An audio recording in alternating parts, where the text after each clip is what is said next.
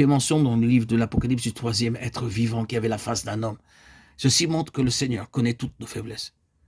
Car assurément, ce n'est pas à des anges qu'il vient en aide, mais c'est à la postérité d'Abraham, Hébreux 2,16. Si le Seigneur avait voulu, il aurait pu venir dans ce monde sous la forme d'un ange. Mais il s'est fait homme, de sorte que nous pouvons aller à lui en toute liberté.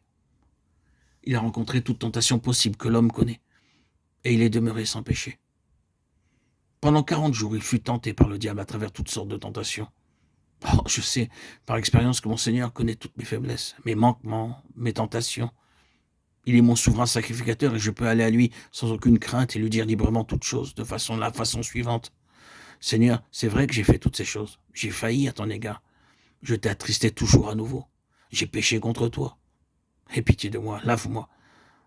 Nous pouvons aller à lui avec la hardiesse et il nous lavera, nous purifiera, nous relèvera. Toujours à nouveau, car il est notre souverain sacrificateur miséricordieux, fidèle et vivant, qui fait propitiation pour les péchés du peuple. Et c'est pourquoi il dut en toutes choses être rendu semblable à ses frères, afin qu'il fût un miséricordieux et fidèle souverain sacrificateur dans les choses qui concernent Dieu, pour faire propitiation pour les péchés du peuple. Hébreux 2,17. Car ayant été tenté lui-même dans ce qu'il a souffert, il peut secourir ceux qui sont tentés. Hébreux 2,18. Dieu s'est fait homme et est devenu un miséricordieux et fidèle, souverain sacrificateur afin de nous accorder la paix et de nous élever. Tandis que nous venons à lui, il nous dit « Je ne te condamne pas, va et ne pêche plus. » Oh, quel sauveur nous avons, quelle merveille, quel sublime bienfaiteur, quelle grâce, frères et sœurs en Christ, nous avons d'avoir reçu le Seigneur. Ayons toujours pour penser que le Seigneur est en nous. Ne l'étouffons pas, n'étouffons pas son esprit. Son être ne demande qu'à vivre, vibrer en nous, par nous, pour que nous soyons nous-mêmes un Christ vivant aux yeux de notre entourage, pour nous-mêmes, un témoin vivant de Christ. Le quatrième être vivant était semblable à un aigle qui vole.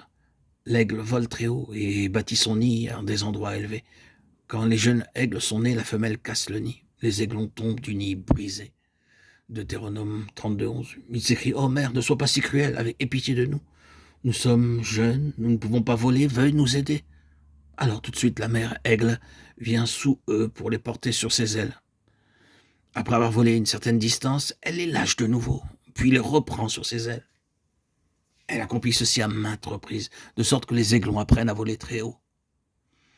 C'est ainsi, et c'est aussi le plan de Dieu. Il brise nos plans, enlève nos amis, nos relations et tout ce que nous possédons, pour nous aider à voler très haut et à chevaucher sur des lieux élevés. De là, nous pouvons contempler sa beauté et sa gloire. 2 années après ma conversion, nous dit frère Baxing, le Seigneur brisa tous mes plans. Il enleva mes amis, l'argent et tout. C'est de cette façon que j'ai appris à voler haut et que j'ai aussi appris à mettre une pleine confiance en mon Seigneur, à venir à lui, à lui parler, à lui obéir. Dieu devint tout pour moi. Ceci est le message des 4 êtres vivants. Le lion, c'est de reconnaître dans vos vies la royauté du Seigneur Jésus-Christ. Le veau, c'est nous approprier son sacrifice parfait en vue de la purification quotidienne et se décharger sur lui de tout fardeau.